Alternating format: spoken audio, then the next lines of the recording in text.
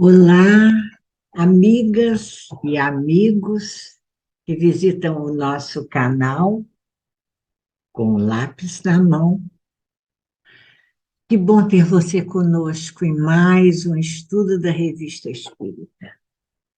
Hoje nós vamos dar continuidade aos artigos do mês de janeiro de 1858, com o artigo Os Médiuns Julgados. Muito bem.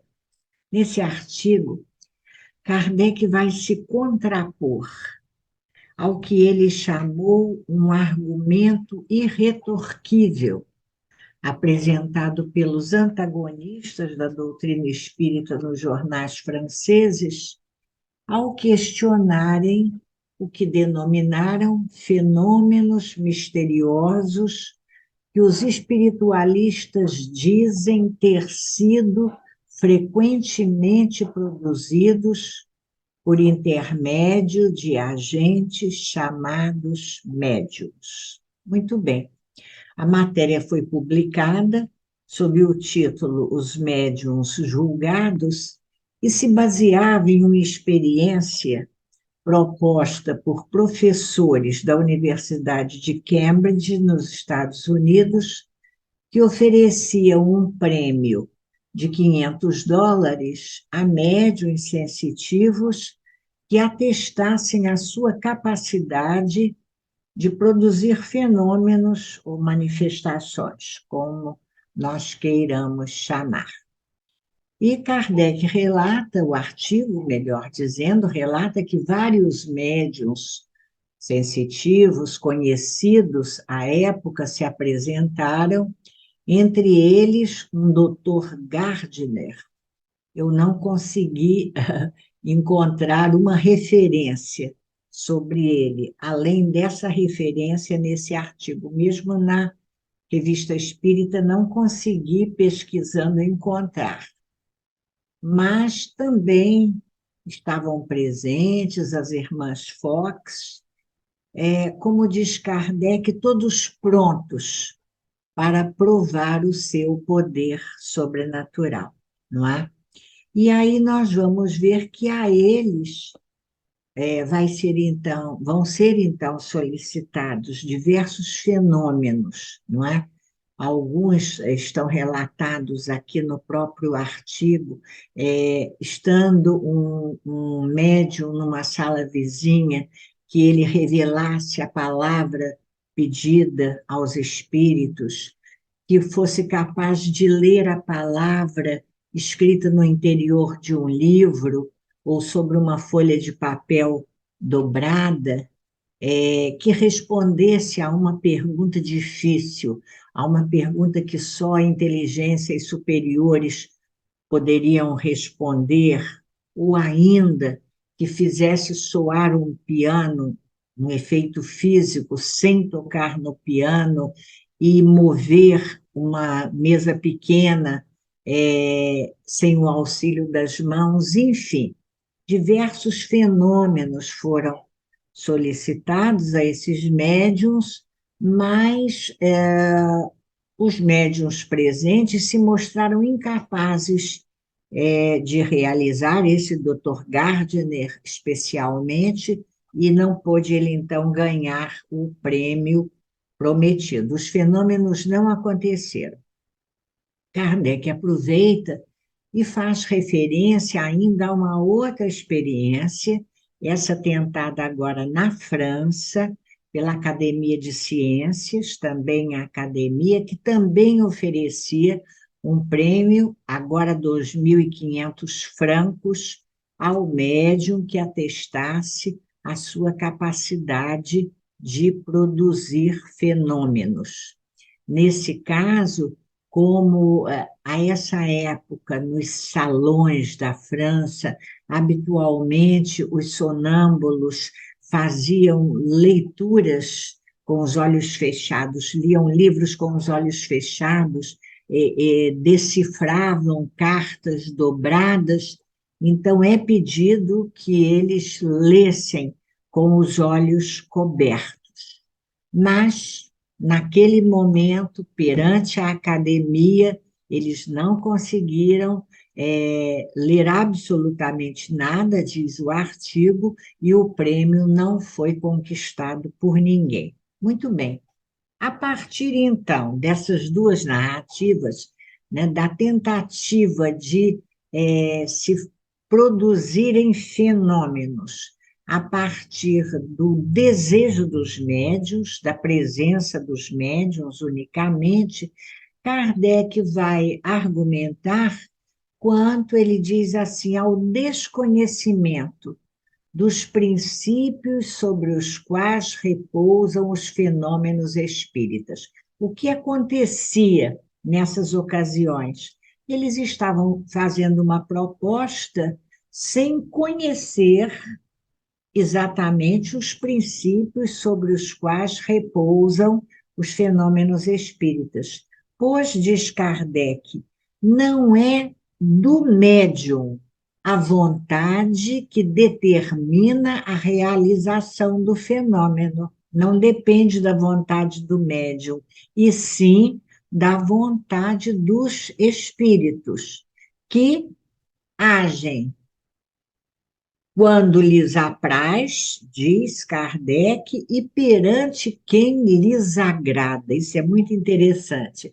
Agem quando querem e junto de quem querem, junto de quem lhes agrada. Por vezes, diz ele, quando menos se espera, eles se manifestam, não é?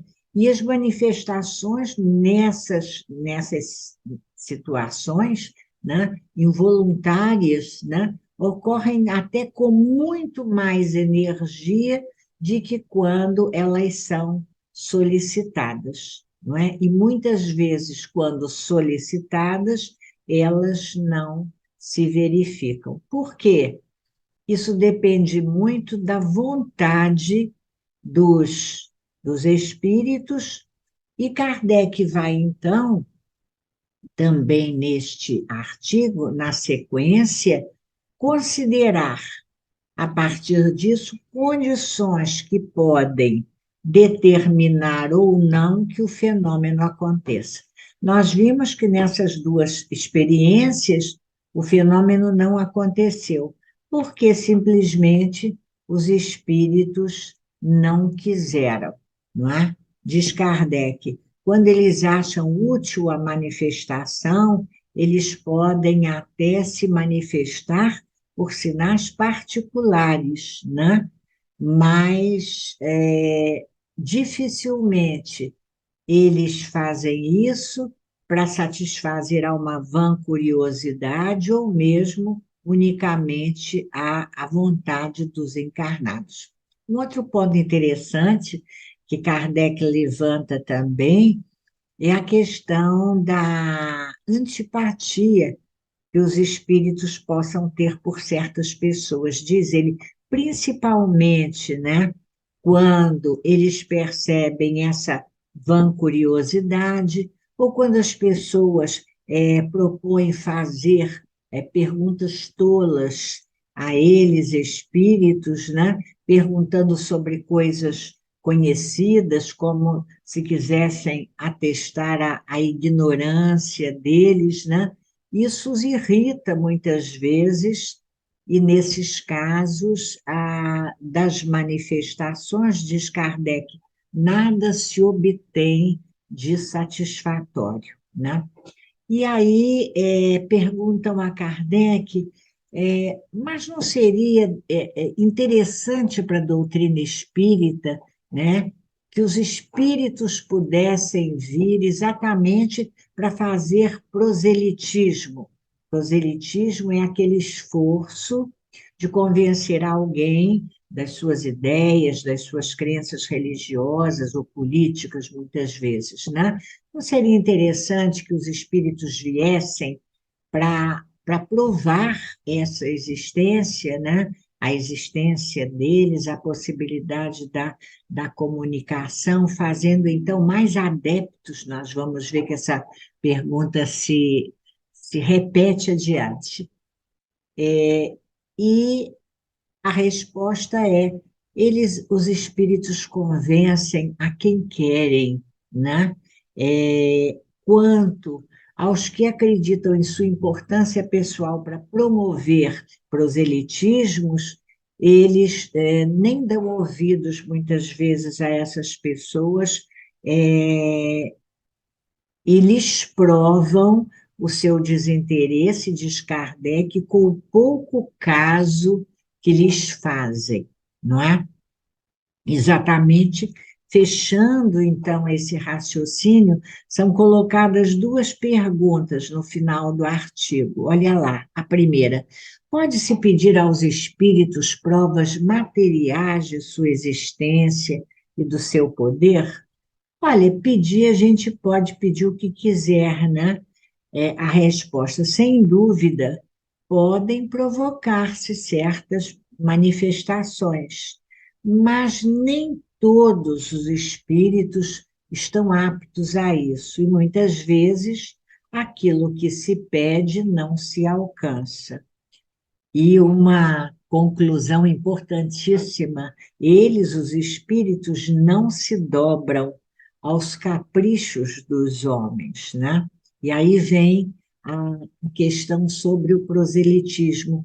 Mas quando alguém pede provas para se convencer, não haveria conveniência em ser atendido, pois que seria um adepto a mais?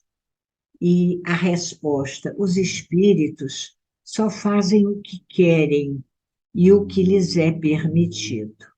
Falando convosco e respondendo às vossas perguntas, atestam a sua presença. Isso deve bastar. A gente séria, aqueles que forem sérios, que buscam a verdade na palavra. Então, são duas situações que comprovam exatamente isso. Quem determina o fenômeno são os espíritos que se manifestam, e os espíritos se manifestam quando querem. É certo que eles precisam da presença do médium, mas não é a presença do médium que determina o fenômeno. Isso é muito importante para a, a, a nossa experiência de trabalho, não é verdade? Em nossas reuniões mediúnicas, nas reuniões mediúnicas dos centros espíritas ou nas reuniões particulares que se possam realizar com a presença de médiuns. As manifestações que poderão acontecer escapam a possibilidade do controle dos participantes nessas reuniões e do próprio médium, muitas vezes, na maioria das vezes, não é verdade? Kardec acrescenta ainda que os espíritos muitas vezes se aborrecem, né, quando percebem que o médium, né, está se submetendo a uma prova com o objetivo de ganhar dinheiro, né, de ter a sua mediunidade recompensada com algum prêmio, e isso os aborrece. Lá no Livro dos Espíritos, vamos lembrar, na introdução, no item 7, há uma observação interessante de Kardec, quando ele diz assim, eu anotei aqui para a gente refletir sobre ela. As ciências ordinárias assentam nas propriedades da matéria, que se pode experimentar e manipular livremente. Porque estamos falando das ciências ordinárias? Porque nas duas situações que foram citadas em nosso artigo, as experiências foram feitas, uma nos Estados Unidos e outra na França, mas em espaços da academia, não é? Em espaços de estudo da ciência material, das ciências ordinárias. E aqui Kardec vem dizer que estas assentam nas propriedades da matéria. No entanto, os fenômenos espíritas repousam na ação de inteligências dotadas de vontade própria e que nos provam a cada instante não se acharem subordinadas essas inteligências aos nossos caprichos. As observações não podem, portanto, ser feitas da mesma forma. Elas requerem condições especiais e outro ponto de partida. Querer submetê-las aos processos comuns de investigação é muitas vezes estabelecer analogias que não existem. Então, o importante aqui para nós é essa percepção de que, em alguns momentos, os instrumentos de verificação e análise utilizados pelas ciências ordinárias que estudam as propriedades da matéria não se adaptam de forma alguma à observação dos fenômenos espíritas. E aí, uma outra questão importante que essas duas experiências trazem para nós é exatamente a questão da possibilidade das evocações. O que é que nessas duas situações nós vemos? Um grupo de pessoas se reúnem com o objetivo de evocar os espíritos, pedindo a eles a realização de fenômenos que iriam provar a capacidade dos médiuns de realizar esses fenômenos. A partir disso, vamos lá ao Livro dos Médiuns, no importante capítulo 25º do Livro dos Médiuns, que tem por título Das Evocações, né? E nós vamos aí, no capítulo 25º, destacar dois itens que consideramos bastante importantes para o nosso esclarecimento com relação a possibilidade de evocarmos ou não os espíritos a partir do pensamento de Kardec, como é a nossa proposta em nossos estudos. Vamos lá, olha lá, o item 269 de O Livro dos Médiuns. Diz assim: os espíritos podem comunicar-se espontaneamente ou acudir ao nosso chamado, isto é, vir por evocação. Evocação é você chamar diretamente o espírito, como é a chamada direta, como diz Kardec, convocando os espíritos a se manifestarem.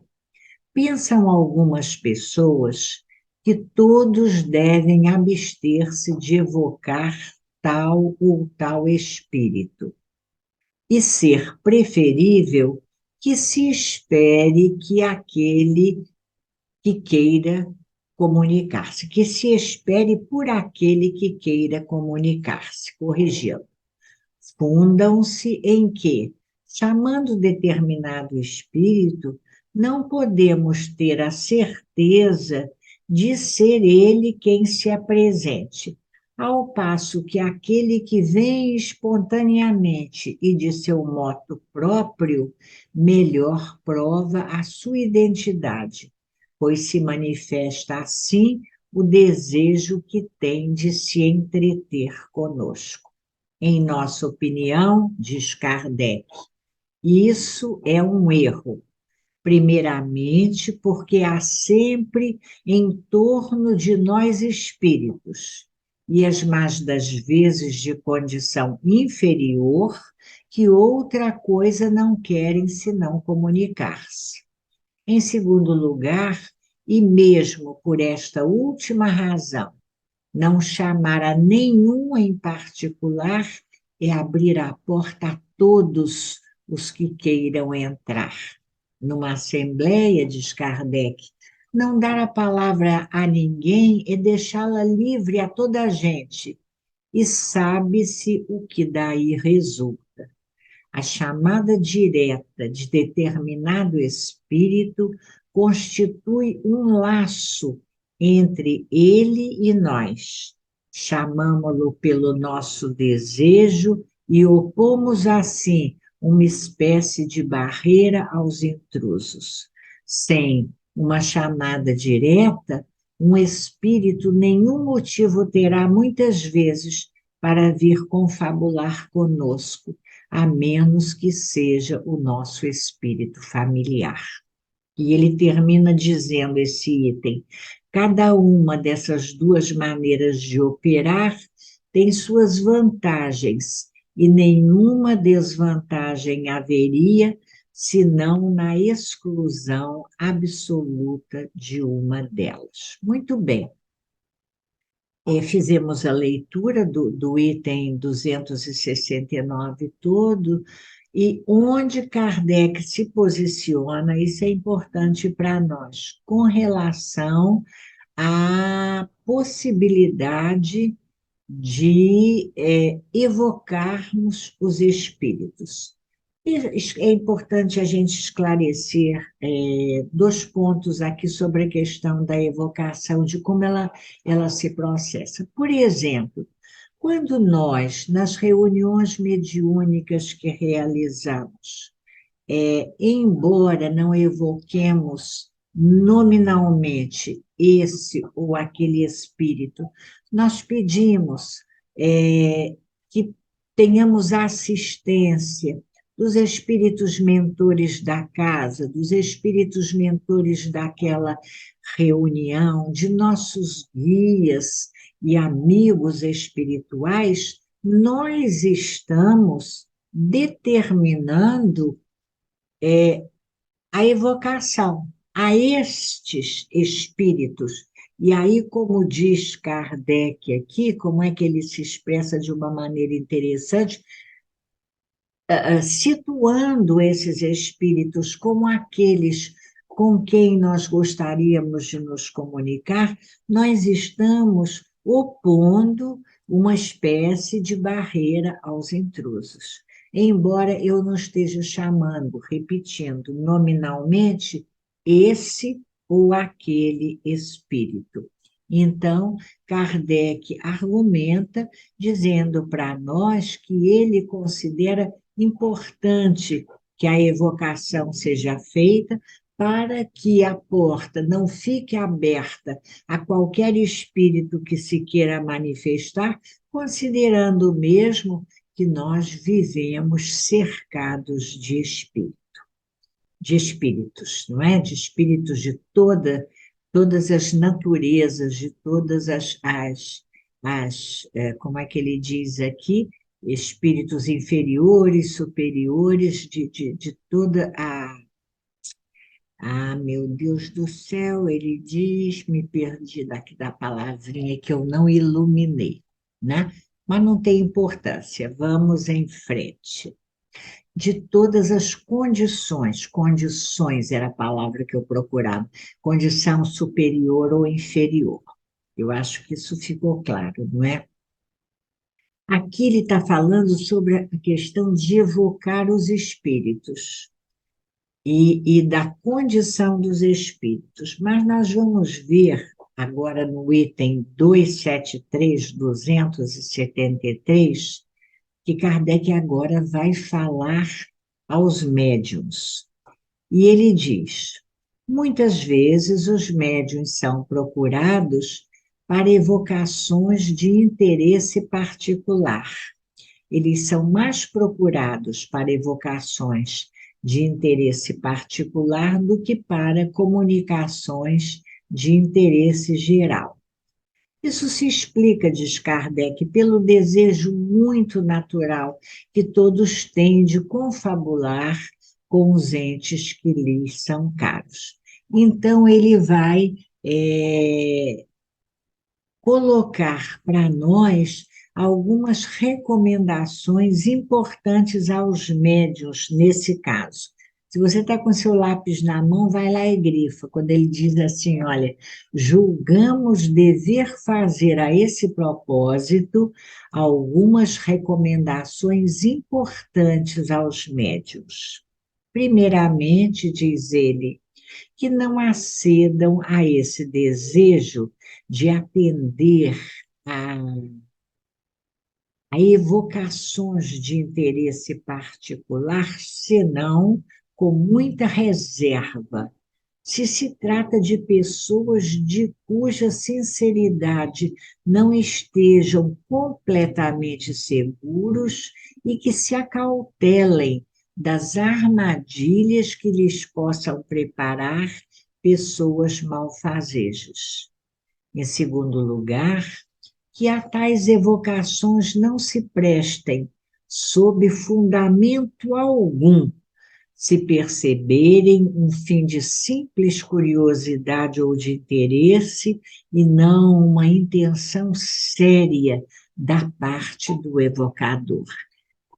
Aqueles que vêm, paramos um pouquinho aqui no evocador para lembrar, aqueles que vêm nos solicitar muitas vezes, não é? Evocações, notícias, contato com os espíritos, entes que lhes são caros, em evocações de interesse particular.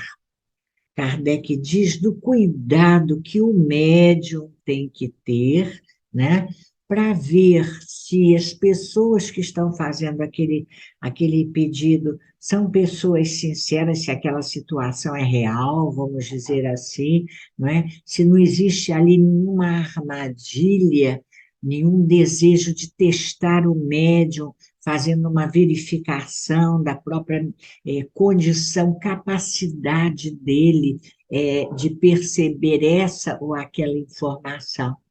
Ou ainda, ele diz em segundo lugar, o que é mais importante, que essas evocações não se prestem a atender à curiosidade daqueles que as solicitam, né? Se elas têm uma intenção séria por parte do evocador. E ele diz, então, continuando, que se recusem a fazer qualquer pergunta ociosa que saia do âmbito das que racionalmente se podem dirigir aos espíritos. As perguntas devem ser formuladas com clareza, precisão e sem ideia preconcebida, em se querendo respostas categóricas. Cumpre, pois, se repilam todas as que tenham caráter insidioso, porquanto é sabido que os espíritos não gostam das perguntas que têm por objetivo pô-los à prova. Insistir em questões dessa natureza, diz Kardec, é querer ser enganado. O evocador deve ferir franca e abertamente o ponto visado, sem subterfúgios e sem circunlóquios. Se receia explicar-se, melhor será que se abstenha.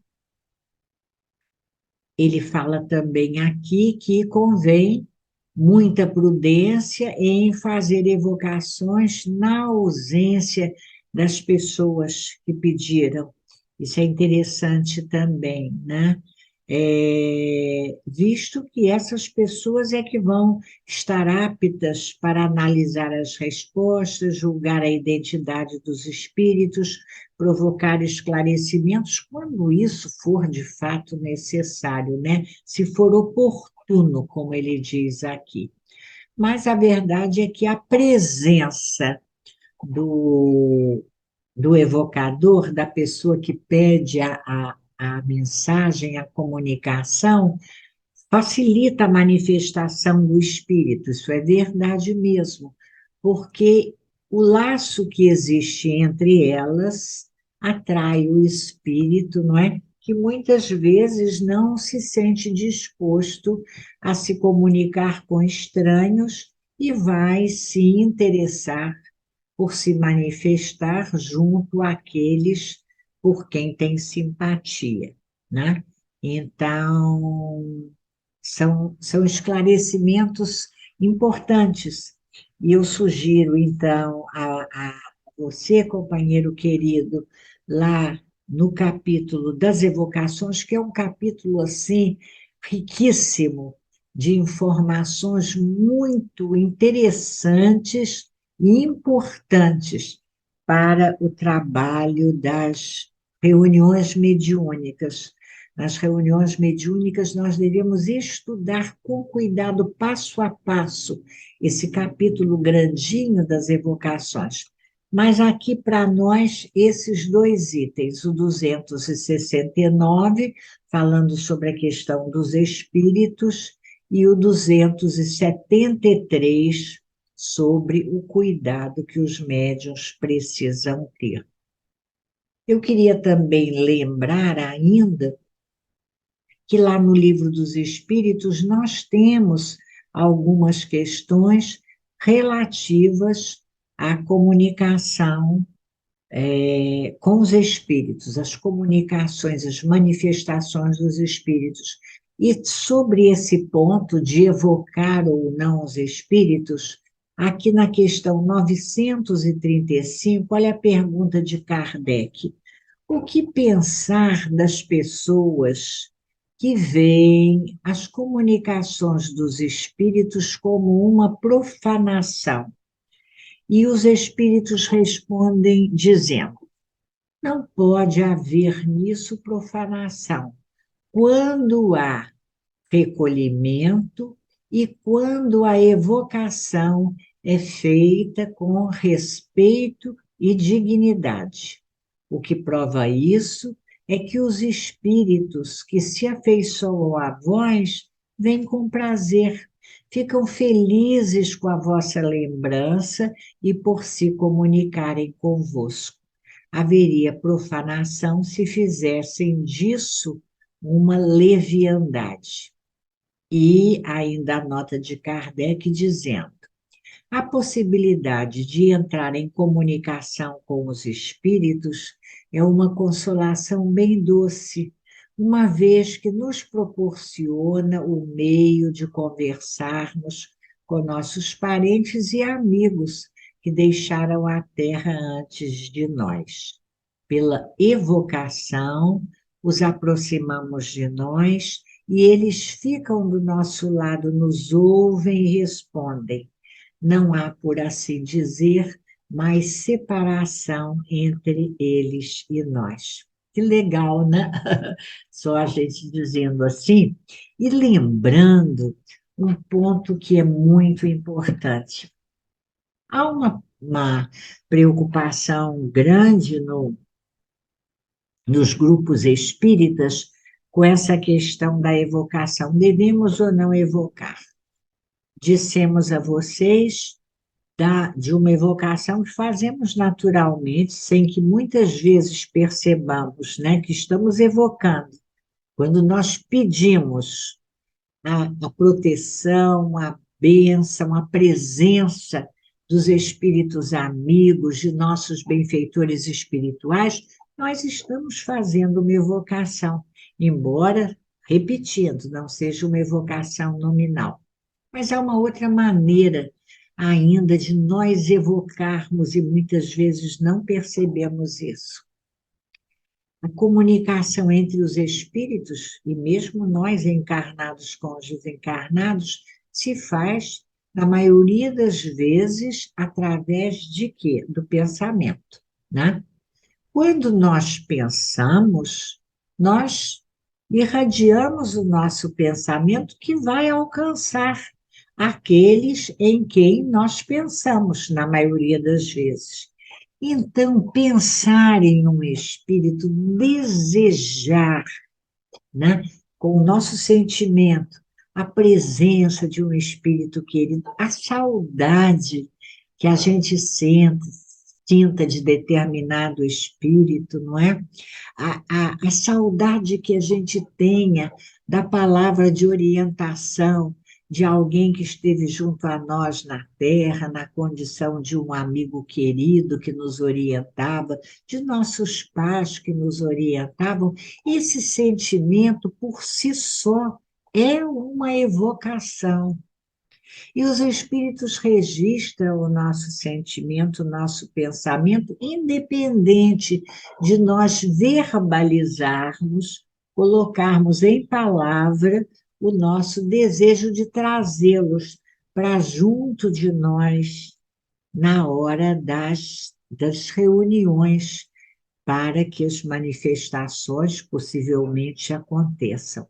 Então, a evocação existe, embora muitas vezes, voltamos a dizer, em alguns grupos, seguindo uma outra linha de orientação, a evocação direta, né, verbalizada não seja feita, nós estamos o tempo todo evocando, né, através do pensamento, através da nossa vibração, através do nosso sentimento, né, nós estamos trazendo para junto de nós espíritos que sintonizem com nossos pensamentos, palavras, atos, sentimentos, né?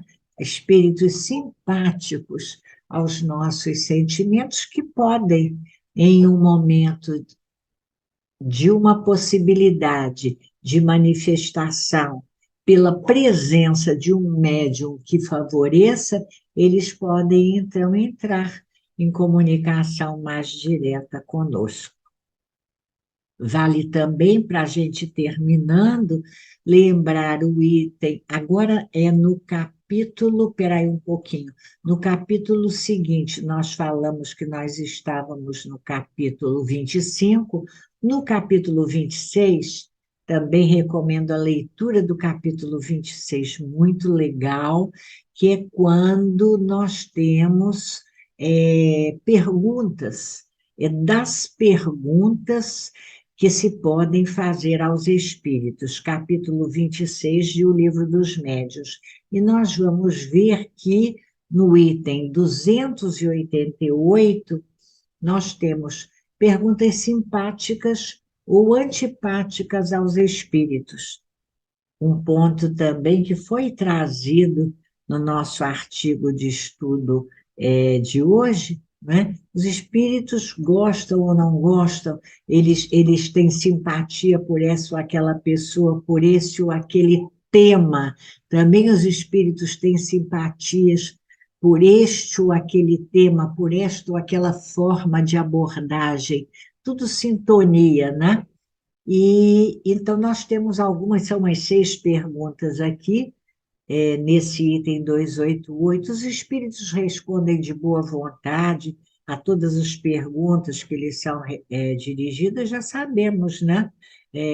De acordo, dependendo da condição do espírito, né? Espíritos inferiores gostam de atender a perguntas fúteis, mas espíritos sérios certamente vão responder, como dizem os espíritos a Kardec, com prazer as perguntas que têm por objetivo o bem e os meios de progresso, não é?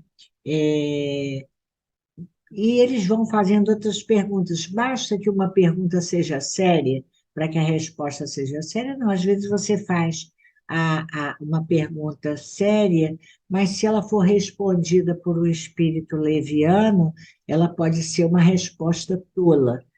E daí o cuidado com a análise das comunicações recebidas. Porque, embora muitas vezes a nossa intenção séria, nós podemos acessar um espírito leviano que venha responder uma bobagem qualquer. Enfim, vale a pena a leitura do item 288, onde nós vamos, então, perceber que perguntas, como devemos orientar esse diálogo nosso com os espíritos comunicantes. Muito bem, hoje, então, nós procuramos refletir juntos sobre o artigo Os Médiuns Julgados E na próxima, na sequência, nós temos um próximo artigo que tem por título Visões, e que vai nos possibilitar um estudo bastante interessante sobre as manifestações anímicas e mediúnicas. Você está convidado para estar conosco na próxima sexta-feira, dando continuidade, então, ao estudo da Revista Espírita. Agradecendo a você a companhia conosco nessa reflexão, estamos desejando a você um dia de muita paz para você em sua casa, muita paz para a sua família, muita paz para o seu espírito e para a sua vida. Até a próxima semana, se Deus quiser.